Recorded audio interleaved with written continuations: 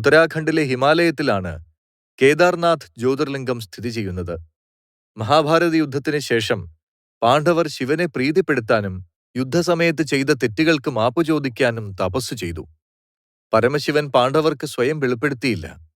ഭഗവാൻ ഒരു കാളയുടെ രൂപമെടുത്ത് വയലിലെ മണ്ണിനടിയിൽ മറഞ്ഞു.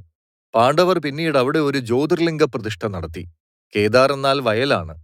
ശിവൻ വയലിൽ ഒളിച്ചിരിക്കുന്നതിനാൽ ഈ ജ്യോതിർലിംഗത്തെ കേദാർനാഥ് എന്ന് വിളിക്കുന്നു.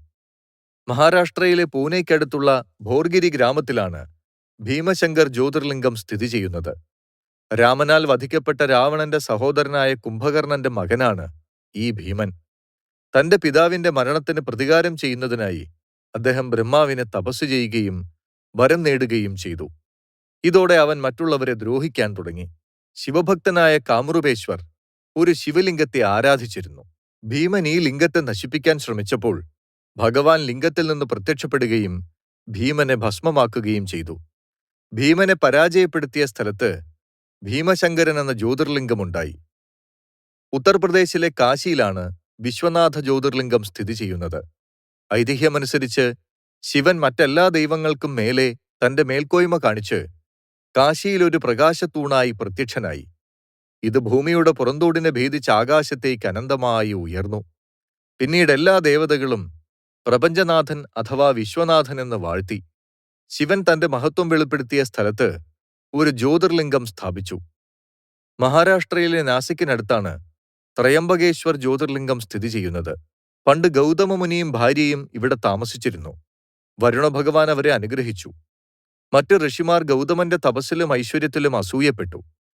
അവർ അവന്റെ ആശ്രമത്തിൽ വെച്ച് ഒരു പശുവിനെ കൊല്ലുകയും ഗൗതമനുമേൽ കുറ്റം ചുമത്തുകയും ചെയ്തു. ഗംഗയെ തന്റെ ആശ്രമത്തിലേക്ക് കൊണ്ടുവന്ന് സ്ഥലം ശുദ്ധീകരിക്കാൻ ഗൗതമൻ ശിവനോട് പ്രാർത്ഥിച്ചു.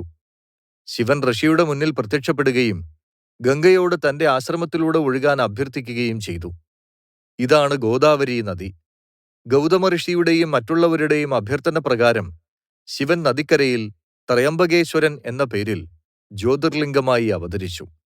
ജാർഖണ്ഡിലെ ദിയോഗർ ജില്ലയിലാണ് ബൈദ്യനാഥ് ജ്യോതിർലിംഗം സ്ഥിതി ചെയ്യുന്നത്.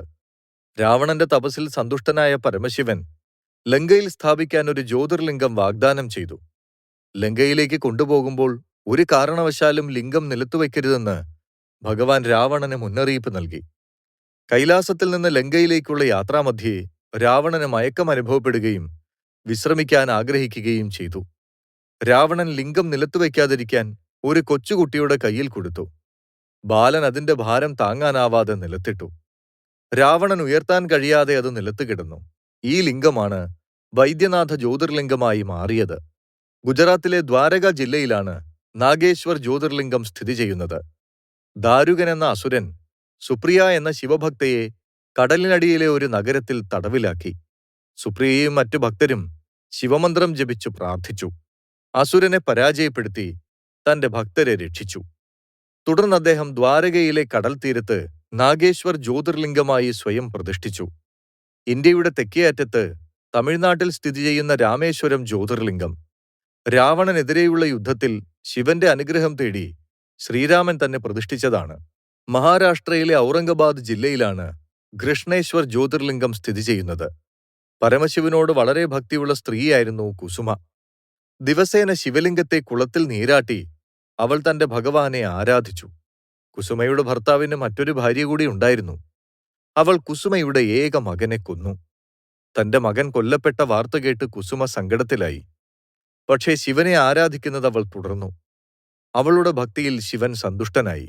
കുസുമ ശിവലിംഗത്തെ വെള്ളത്തിൽ മുക്കിയ ഉടൻ അവളുടെ മകൻ ജീവിതത്തിലേക്ക് മടങ്ങിവന്നു. കുസുമയുടെ പ്രാർത്ഥനയിൽ ശിവൻ ഒരു ജ്യോതിർലിംഗമായി അവതരിച്ചു. അത് കൃഷ്ണേശ്വരൻ എന്നറിയപ്പെട്ടു. ശിവൻ സൃഷ്ടിക്കും സ്ഥിതിക്കും സംഹാരത്തിനും മുമ്പുള്ളവനാണെന്ന് ശിവപുരാണം സൂചിപ്പിക്കുന്നു. ഈ അർത്ഥത്തെ വ്യക്തമാക്കുന്ന ശിവതത്വ സ്വരൂപമാണ് ശിവലിംഗം. ശിവതത്വത്തിൽ അധിഷ്ഠിതമായ പ്രപഞ്ചതത്വം മനസ്സിലാക്കുകയാണ് ശിവലിംഗം കൊണ്ട് ഉദ്ദേശിക്കുന്നത്. ശിവന്റെ ആജ്ഞയ്ക്ക് വിധേയമായി സൃഷ്ടിക്കപ്പെടുന്ന പ്രപഞ്ചം ശിവലിംഗത്തിൽ അഥവാ ശിവശരീരത്തിൽ, അതുമല്ലെങ്കിൽ ശിവതത്വത്തിൽ തന്നെ വിലയം പ്രാപിക്കുന്നു. ആയതിനാൽ ലിംഗം എന്നതിന് ലിം ഗമയതീതി ലിംഗ, ലയിക്കുന്ന അവസ്ഥയെ പ്രാപിക്കുന്നത് ലിംഗം എന്നർത്ഥമുണ്ട്. വിലയം പ്രാപിച്ച ശിവശക്തികളുടെ സമന്വയമാണ് ശിവലിംഗം. അതിനാൽ ശിവശക്തികൾ ശിവലിംഗത്തിൽ അധിഷ്ഠിതമാണ്. ഈശ്വരന്റെ ഊർജത്തിന്റെയും കഴിവിന്റെയും പ്രതീകമായാണ് ഹൈന്ദവ വിശ്വാസികൾ ശിവലിംഗത്തെ ആരാധിക്കുന്നത്. ശിവക്ഷേത്രങ്ങളിൽ ലിംഗം പലപ്പോഴും മധ്യഭാഗത്താണ്. ചുറ്റും മൂർത്തികളാൽ ചുറ്റപ്പെട്ടിരിക്കുന്നു. ഹൈന്ദവ ഗ്രന്ഥങ്ങൾ ലിംഗങ്ങളുടെ 5 രൂപങ്ങളെക്കുറിച്ച് പറയുന്നുണ്ട്. ഈ ലിംഗരൂപങ്ങൾ പഞ്ചഭൂതങ്ങളായ ഭൂമി, ജലം, അഗ്നി, വായു, ആകാശം എന്നിവയെ പ്രതിനിധീകരിക്കുന്നു.